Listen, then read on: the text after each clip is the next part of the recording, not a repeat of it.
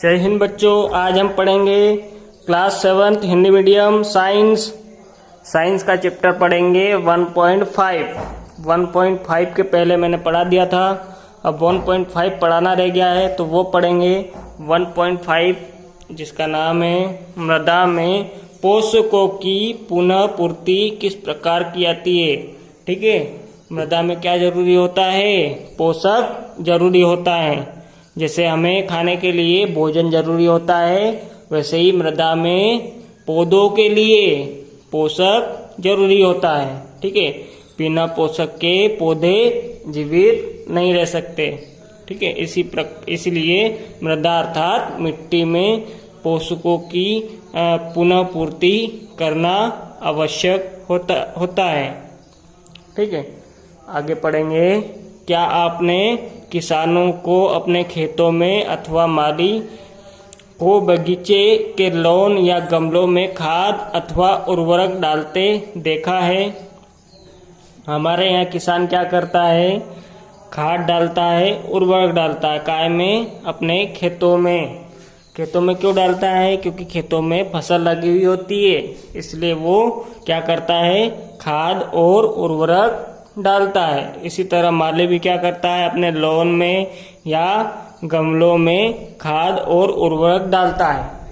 अब आगे पढ़ते हैं। क्या आप जानते हैं कि वे इन्हें मृदा में क्यों डालते हैं? अब मृदा में क्यों डालते हैं?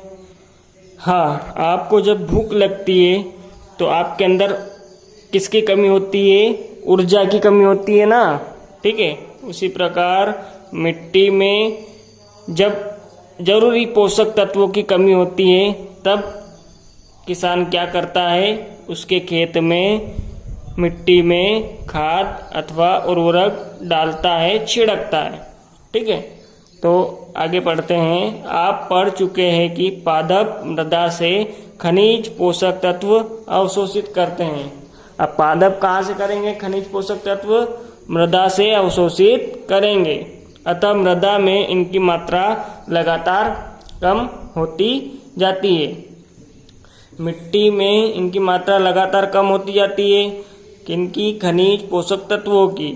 ठीक है, उर्वरक एवं खाद में नाइट्रोजन, पोटेशियम, फास्फोरस जैसे पादप पोषक होते हैं। अब उर्वरक एवं खाद में कौन कौन से तत्व होते हैं? नाइट्रोजन जैसे तत्व होते हैं, पोटेशियम, फास्फोरस जैसे तत्व होते हैं। पादपों द्वारा लगातार उपयोग किए जाने के कारण मृदा में उनकी मात्रा धीरे धीरे कम होती जाती है। अब पादप उनका लगातार उपयोग करेंगे तभी तो वो बढ़ पाएंगे।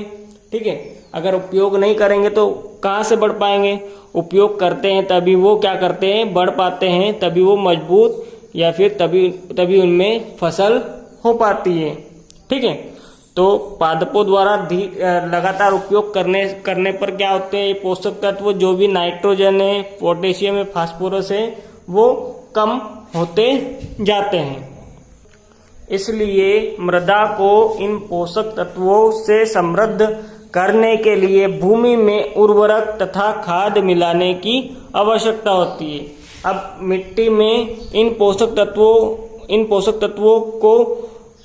तत्वों की समस्या को दूर करने के लिए मिट्टी में क्या मिलाना जरूरी है? आपको उर्वरक तथा खाद मिलाने की आवश्यकता है। उर्वरक तथा खाद मिलाने के लिए आपको जरूरी है कि उनको पौधों को जो न्यूट्रिएंट्स है, जो पोषक तत्व है, वो पोषक तत्व आप उनको दें। ठीक है, वो पोषक तत्व कहाँ से मिलेगा आपको? उर्वरक तथा खाद से। यदि हमें पादप के पोषण की आवश्यकता के बारे में ज्ञान हो तो हम न केवल पादपों को उगा सकते हैं बल्कि उन्हें स्वस्थ भी रख सकते हैं।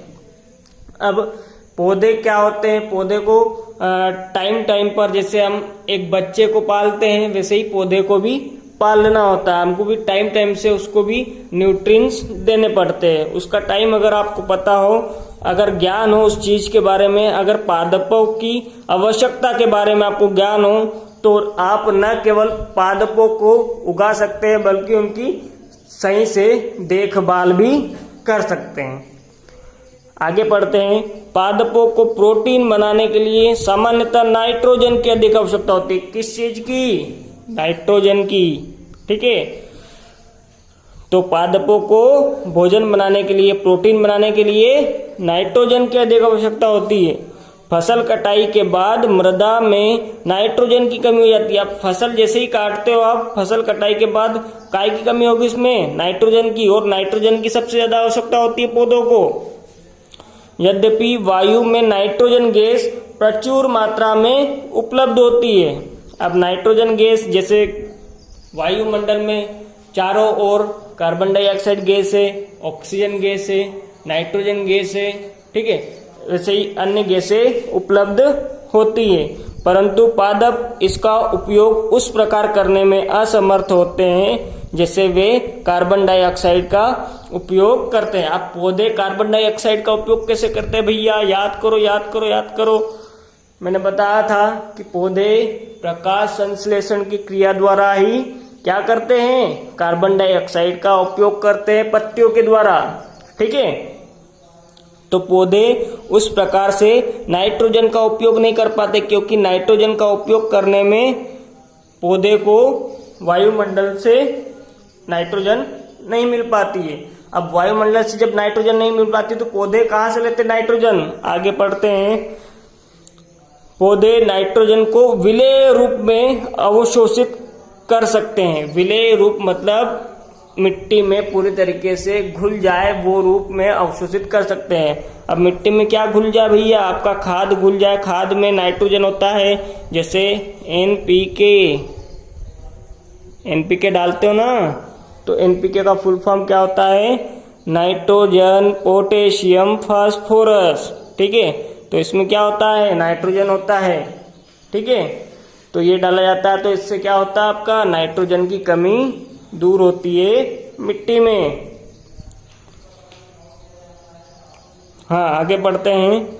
कुछ जीवाणु जो राइजोबियम कहलाते हैं वायुमंडलीय नाइट्रोजन को विलेय पदार्थों में परिवर्तित कर देते हैं। हम जैसे ही खाद डालते हैं, राइजोबियम क्या करता है? राइजोबियम क्या करता है? वायुमंडल से जितनी भी नाइट्रोजन है उसको विलेय पदार्थों में, मतलब जो भी हमने खाद डाला है उसमें मिला देगा। राइजोबियम क्या करेगा? वायुमंडल से नाइट्रोजन को मिला देगा, परंतु राइजोबियम अपना भोजन स्वयं नहीं बना सकते, है ना। राइजोबियम अपना भोजन क्या नहीं कर सकते? नहीं बना सकते। ये चना, मटर, मूंग, सेम, अन्य फलीदार पादपों की जड़ों में रहते हैं।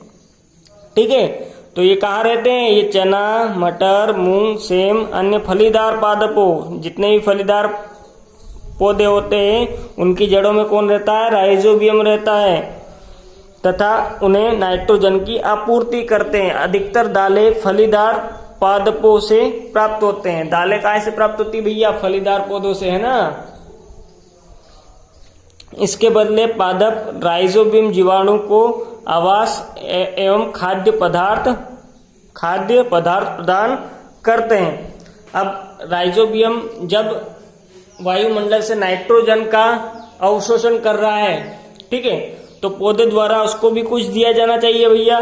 पौधे द्वारा राइजोबियम को क्या दिया जाता है? उसका आवास दिया जाता है और खाद्य पदार्थ प्रदान किया जाता है। इस संबंध का किसानों के लिए विशेष महत्व होता है ना, क्योंकि किसानों दालों की फसलों के लिए उन्हें मृदा में नाइट्रोजनी उर्वरक देने की आवश्यकता नहीं पड़ती। अब जितने भी प्रकार के दाल होते हैं, आपने देखा होगा, घर पे भी सुना होगा कि दाल वाली फसलों में आपको नाइट्रोजन देने की कोई आवश्यकता नहीं, क्योंकि नाइट्रोजन का जो जीवाणु होता है राइजोबियम, वो दाल वाली फसलों में पाया जाता है। यही नहीं, दाल की फसल उगाने के बाद अगली फसल के लिए भी सामान्यतः उर्वरकों की आवश्यकता नहीं होती है। अब दाल वाली फसल, जैसे आपने तुअर लगाई है खेत में, तुअर के बाद जो भी फसल लगाओगे उसमें भी सामान्यतः नाइट्रोजन उर्वरक की आवश्यकता बहुत कम होगी या नहीं के बराबर लगेगी। ठीक है। इस अध्याय में आपने पढ़ा कि अधिकतर पादप कैसे होते हैं, स्वपोषी होते हैं, मतलब स्वयं से भोजन प्राप्त करते हैं। पादप अन्य पोषण प्रणाली अपनाते हैं, जैसे कि परजीवी या मृत जीवी, है ना। बहुत कम पादप होते हैं, जैसे मैंने पढ़ा था बहुत कम पादप। जैसे कौन कौन से पादप होते हैं, जैसे पीचर प्लांट, अमरबेल, है ना, घटपर्णी पौधा, अमरबेल। ये पादप क्या करते हैं, ये पादप दूसरे जीव जंतुओं या पौधों पर डिपेंड करते हैं। परजीवी एवं मृतजीवी दूसरे पादपों से पोषण प्राप्त करते हैं। अब परजीवी क्या होता है, दूसरे जीवों से भोजन प्राप्त करना। मृतजीवी मतलब मरे हुए जीवों से क्या करना, भोजन प्राप्त करना। मृतजीवी वो जीव होते हैं जो कि दूसरे मरे हुए जीवों से भोजन प्राप्त करते हैं, दूसरे पादपों से पोषण प्राप्त करते हैं। सभी प्राणी अपने भोजन के लिए पादप तथा अन्य प्राणियों पर निर्भर करते हैं। सभी प्राणी जो होते हैं, प्राणी मात्र जो होता है, सभी जीव जंतु होते हैं, जो भी प्राणी होते हैं, वो अपने भोजन के लिए किस पर डिपेंड करते हैं, पहला पादप मतलब पौधे पर डिपेंड करते हैं और अन्य प्राणियों पर डिपेंड करते हैं। उन्हें विषमपोषी के रूप में समूहीकृत किया गया है। विषमपोषी मतलब दूसरे जीवों पर डिपेंड होकर उनसे भोजन प्राप्त करना। क्या हम कह सकते हैं कि कीट भक्षी पौधे आंशिक विषमपोषी है ना। तो हम जरूरी ये कह सकते हैं कि कीट भक्षी पौधे भी क्या है, आंशिक विषमपोषी जीव है। इतना समझ में। अब आगे आपको ये चैप्टर खत्म हो गया, ये चैप्टर के क्वेश्चन आंसर रहेंगे तो वो मैं कल करवा दूंगा, है ना। ठीक है।